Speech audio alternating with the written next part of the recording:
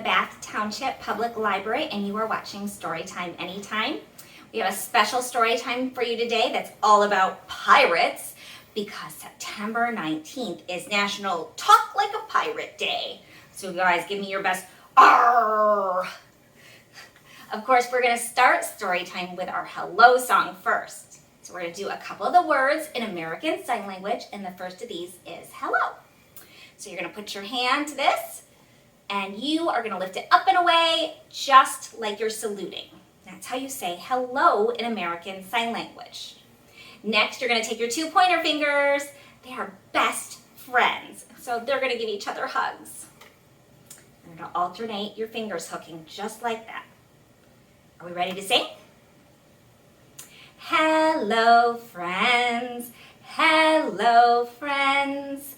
Hello, friends. It's time to say hello. I'm going to sing it one more time.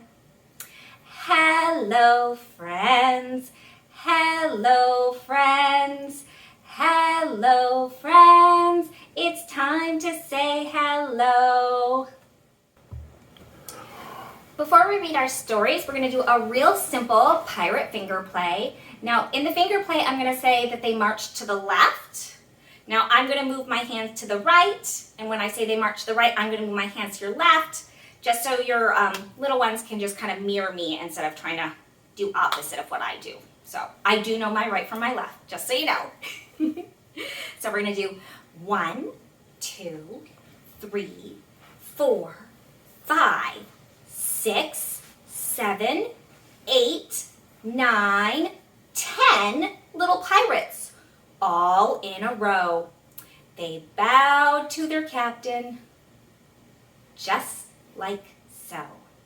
They marched to the left, and they marched to the right. They yelled, "Yo-ho!" and gave their captain quite a fright. Can we do it one more time? So, 10 little pirates, all in a row. They bowed to their captain, just like so. They marched to the left, and they marched to the right. They yelled, "Yo-ho!" and gave their captain quite a fright. Good job, everybody. Our first story is How I Became a Pirate, and this is written by Melinda Long, and it's illustrated by David Shannon and published by Scholastic. Pirates have green teeth. Ew! When they have any teeth at all. I know about pirates because one day, when I was at the beach building a sandcastle and minding my own business, a pirate ship sailed into view. You see the pirate ship? I knew what it was because it had a flag with a skull and crossbones on it, and because I could hear the pirates singing, "Hey ho, blow the man down." They were a little off key. I tried to tell Dad, but he was busy setting up the beach umbrella. And I tried to tell my mom, but she was busy trying to cover my sister with sunblock. So I went back to my sandcastle. But I kept an eye on those pirates because they were rowing to shore. When they landed, the head pirate climbed out of the boat and yelled, "Ahoy thar, matey! Be this the Spanish Main?" "No," I said, "this is North Beach." "Well, shiver me timbers," the pirate said. "We must have taken a wrong turn at Bora Bora." He walked around my sandcastle, he looked at the moat, and then yelled back to his crew, "He's a digger, he is, and a good one to boot." "A good one to boot," the others all agreed. "Well, what be your name, matey?" the head pirate asked. "Well, Jeremy Jacob, sir," I told him. "Well, Jeremy Jacob, you're looking at Braid Beer and his crew. We've been needing a digger like yourself. We've a chest of treasure to bury." "Aye, treasure," the others shouted. "You're coming with us," Braidbeard told me. I don't think Mom and Dad would mind, as long as I got back in time for soccer practice the next day. Would you just hop on a boat with a bunch of pirates? I don't know, they look kind of scary. That's how I became a pirate.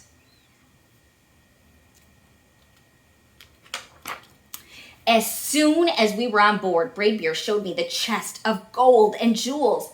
Gotta find a safe place for this here treasure. It's time we were off, he announced. We're off! We all shouted, and then we set sail. That's a lot of treasure.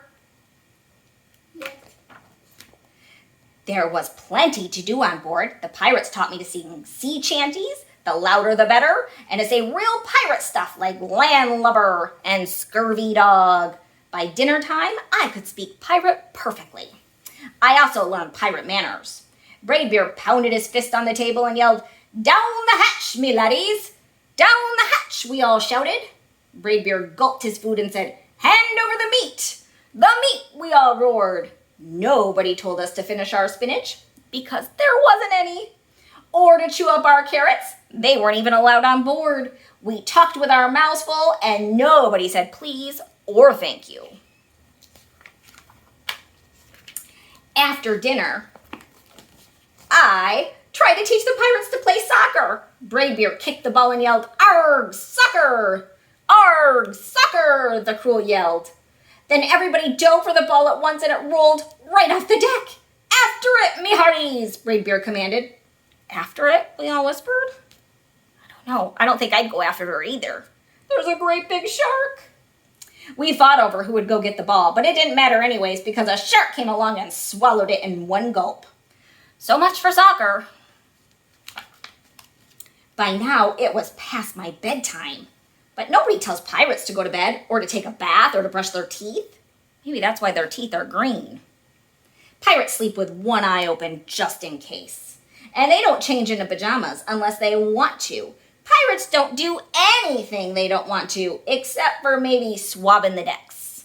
I wanted to be a pirate forever. But when I found out what else they don't do, when I couldn't stay awake any longer, I asked Braidbeard to tuck me in and read me a story. "Tuck you in," he bellowed. "Pirates don't tuck." "No tucking," the crew cried, and the only thing they had to read was a map. "Don't you have any books?" I asked. Braidbeard looked confused. "Books?" I didn't even bother to talk about a goodnight kiss. It wasn't easy to fall asleep without a story, but I was finally dozing off when a storm struck. Thunder boomed and lightning flashed.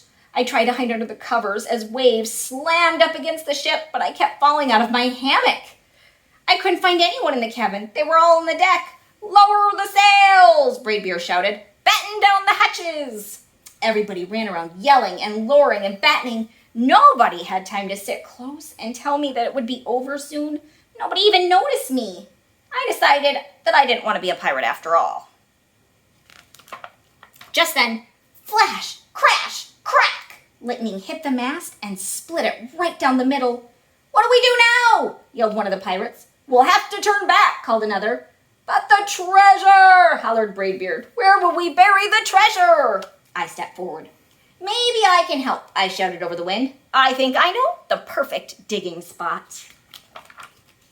When the storm was over, we rowed back to shore and buried the chest. We drew a map so we could find the treasure again, but I don't think I'll need it. What is this map of? It says Jeremy Jacobs' backyard. Looks like they're burying it right under the apple tree behind his house. After the pirates repaired the ship and got ready to set sail, before they left, Braidbeard handed me a flag and said, "You make a fine pirate, Jeremy Jacob. Guard that treasure well. We'll be back to get it soon enough." "Soon enough," the crew repeated. "And if you ever need us," Braidbeard added, "just run the Jolly Roger up yonder pole." "Up yonder pole," the others shouted. "And maybe I will, but not today. I have soccer practice." The end.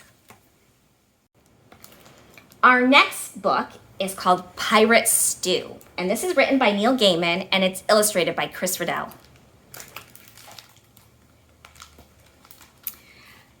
pirate stew, pirate stew for me and you. The night my mom and dad went out, I said, we won't be babysat. They said, you must not grump and pout. We're going out, and that is that. We've planned a quite exciting night. At first, we'll dine by candlelight, then watch a most instructive show in which we'll learn how flowers grow. You have to promise to behave. Then from the hall there came a pitter thump. We know you'll both be brave. Say hello to your babysitter. Look at their babysitter. His hair was gray. His face was scarred. Right leg a peg, left hand a hook. He grinned a grin and said, my card, it read, Long John McRon, ship's cook.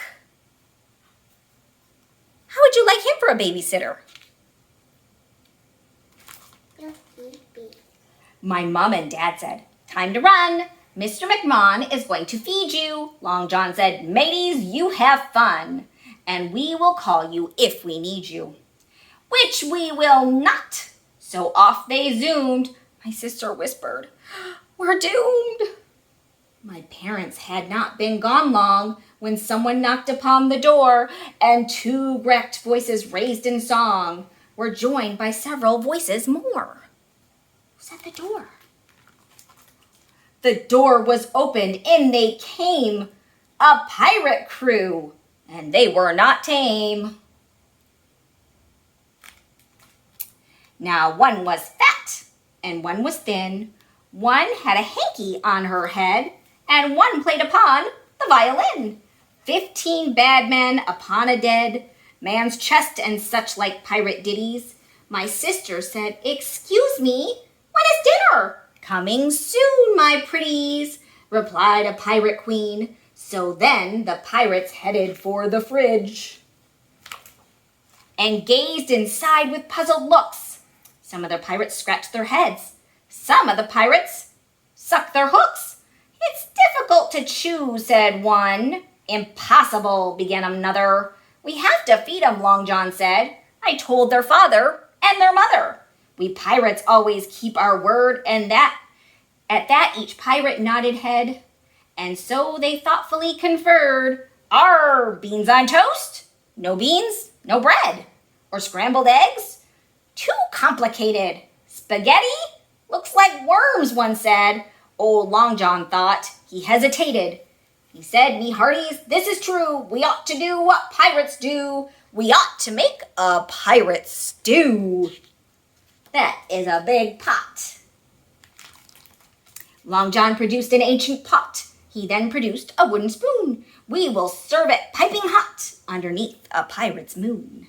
He beat his spoon against the pan, and with one voice they all began, shouting out most joyfully, now we're back home from the sea. Pirate stew, pirate stew, pirate stew for me and you. Pirate stew, eat it and you won't be blue. You can be a pirate too. Start with onions, start with carrots, and the seeds that feed the parrots. Pulverize with heavy pestles, leeks are good except in vessels. Add a figurehead so curvy, and some limes to ward off scurvy. Half a dozen silver spoons, half a sack of gold doubloons. That's the stew that you'll get rich in. Here they danced about the kitchen. Add a haddock, fat or thin. Splice the main brace, drop it in. Tumble in the smorgasbord. Stir it with a pirate sword. Season it with mermaid's tears, sang the band of buccaneers. What do you think? Does that sound yummy? No. Cannonballs and red bandanas, pineapples and brown bananas, locks from Davy Jones's lockers, blood and thunders, shilling shockers. Add a slice of plank for walking, add some extra R's for talking. All the seashells she sells surely. Pop the lid on most securely. Cook it in a treasure chest. Stir it till it tastes the best. Serve it, eat it, then digest.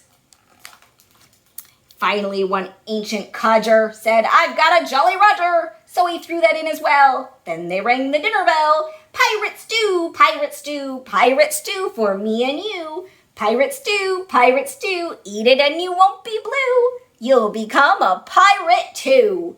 But my sister said to me, if you eat that pirate stew, you'll be what they say you'll be. You'll become a pirate too. So we left our bowls of stew quite unnoticed by the crew, much too busy chowing down. Now, they cried, we'll go to town.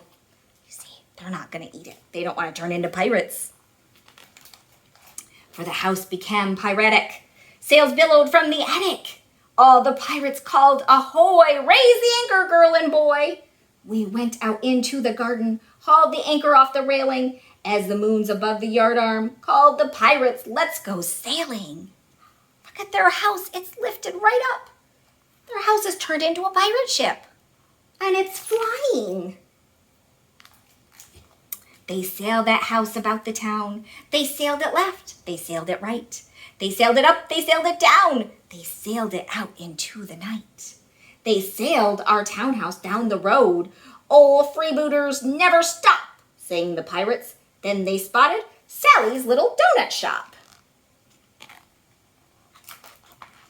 I am closing for the night, Sally told them, but the crew shouted, we are pirates bright, here to do what pirates do. Hand over your donuts, hearties. We will have a donut party, she said. They're this morning's donuts, slightly stale, no need to shout. Would you like to take and eat them? Otherwise, I'll throw them out. All the pirates cheered so loudly, threw their hats into the air, paid a gold coin, stating proudly, pirates always pay their share.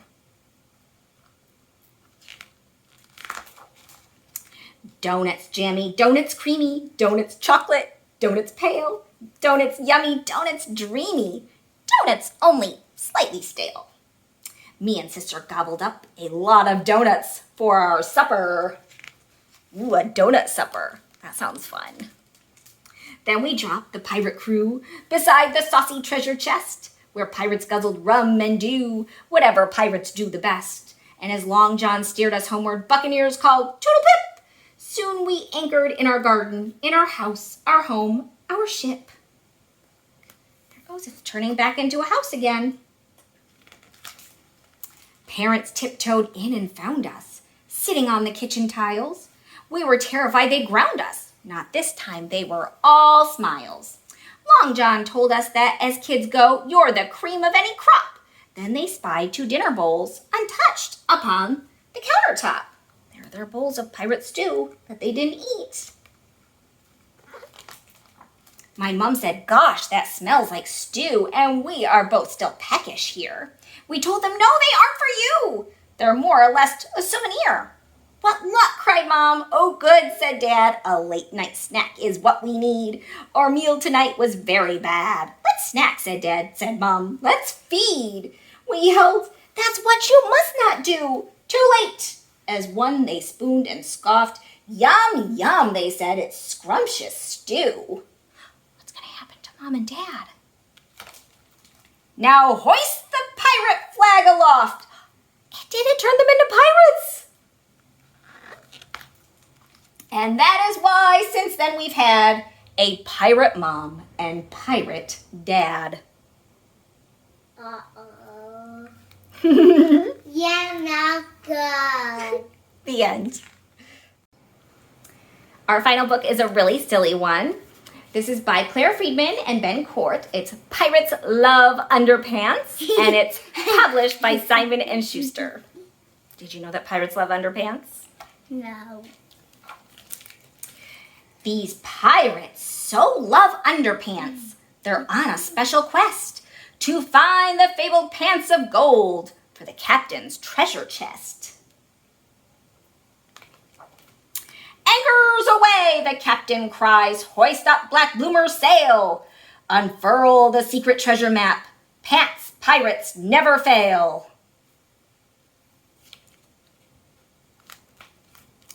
Black bloomer bobs upon the waves.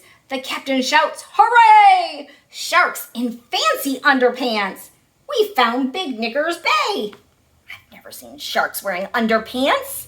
Me neither.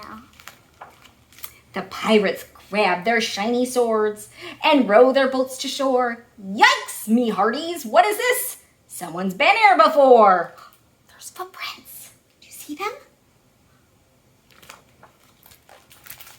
Oh. The footprints lead through shifting dunes across the Three Pants Ridge. Snap, snap, snarl the hungry crocs beneath the Long John Bridge. Do you see those big crocodiles? Uh-oh. The pirates wade through gurgling swamps, through caves as black as night. They trek through prickly undergrowth and gulp. What a sight. There's snakes in there. Ooh.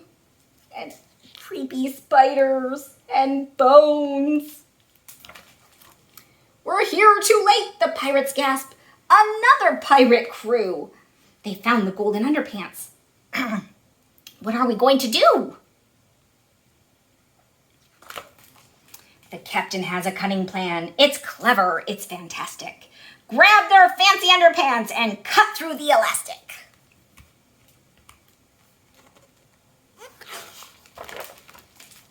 As the rival pirates sleep, they snip around on tiptoe. But help! The captain's parrot squawks and wakes them up. Oh no! Look, even the monkey has underpants on. Grab those pants, the captain roars. They're after us. Arrr! But with their pants around their feet, they don't get very far. Uh-oh, they all tripped. Yo ho, ho ho, the pirates dance. Fine treasure fills our hole. But what's the booty we love best? The glittering pants of gold. So when you put your pants on, check that the elastic is in place. Or like those silly pirates found, you'll have a bright red face. So you have to make sure that no pirates snip the elastic and they fall down, right? The end. All right, Zach and I are going to dance to the pirate song by Andy Z. Are you ready, Zach? Yes. Okay. Arrr, mateys, it's time to come aboard the pirate ship. Do you hear a pirate? When I was one, I had some fun on the day I went to sea. I hopped aboard the pirate ship and the captain said to me, oh, we go this way, that way, forward, backward, over the deep blue sea. When I was 2, I tied my shoe on the day I went to sea. I hopped aboard the pirate ship and the captain said to me, oh, we go this way, that way, forward, backward, over the deep blue sea. Man, those waves were high. When I was 3, I skinned my knees on the day I went to sea. I hopped aboard the pirate ship and the captain said to me, oh, we go this way, that way, forward, whoa, backward, over the deep blue sea. Get back in the boat. When I was 4, I mopped the floor on the day I went to sea.